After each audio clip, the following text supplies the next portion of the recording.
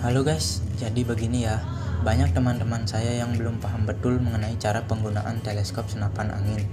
Tidak sedikit dari mereka yang berspekulasi bahwa sekali zeroing akan tetap zero di jarak berapapun sampai batas akurasi senapan mereka.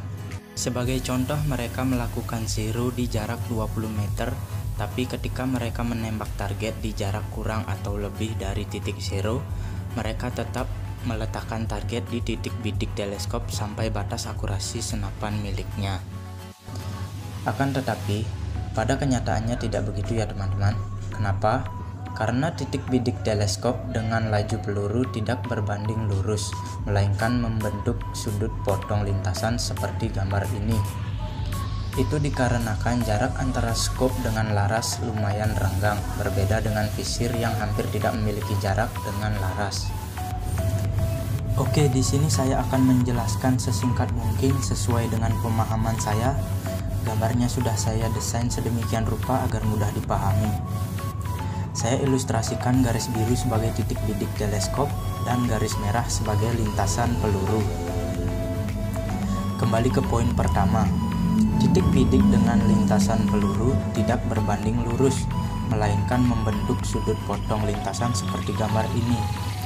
Gambar ini hanya contoh saja ya teman-teman. Sebagai contoh, saya memiliki senapan dengan batas akurasi sampai jarak 30 meter saja. Sedangkan saya melakukan zeroing di jarak 20 meter.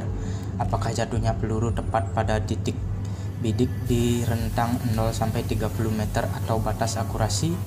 Tentu tidak ya teman-teman. Coba perhatikan gambar ini. Jika saya menembak target di jarak 10 meter atau lebih dekat dari titik zero, maka peluru akan jatuh di bawah titik bidik seperti gambar ini. Oke, kurang lebih seperti ini ya teman-teman. Nah, kemudian ketika saya menembak target di jarak 20 meter, barulah mimis akan jatuh tepat pada titik bidik teleskop. Selanjutnya, ketika mimis sudah melewati titik zero, maka mimis seolah-olah akan naik dalam pandangan kita di teleskop, seperti video ini. Ini adalah laju mimis ketika sudah melewati titik zero. Perhatikan baik-baik ya teman-teman, mimis akan terus naik sampai batas akurasi. Nah, saat mimis sudah mencapai batas akurasi, mimis akan mulai turun dan akan bertemu kembali dengan titik bidik teleskop di jarak tertentu seperti video ini. Mimis turun kembali dan bertemu lagi dengan titik bidik.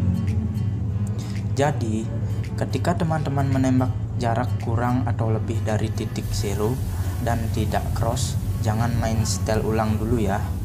Teman-teman hanya perlu melakukan percobaan dan menghafal seberapa jauh jatuhnya peluru dengan titik bidik teleskop di jarak target yang berbeda-beda dengan power atau jumlah pompa yang sama tanpa mengubah zoom teleskop. Oh ya, satu lagi, semakin dekat kita melakukan zeroing, maka jatuhnya peluru setelah melewati titik zero akan semakin jauh dari titik bidik teleskop. Oke, sekian dulu video dari saya. Jika ada kata yang kurang dipahami, saya mohon maaf karena saya kurang pintar dalam merangkai kata. Semoga bermanfaat. Salam satu laras.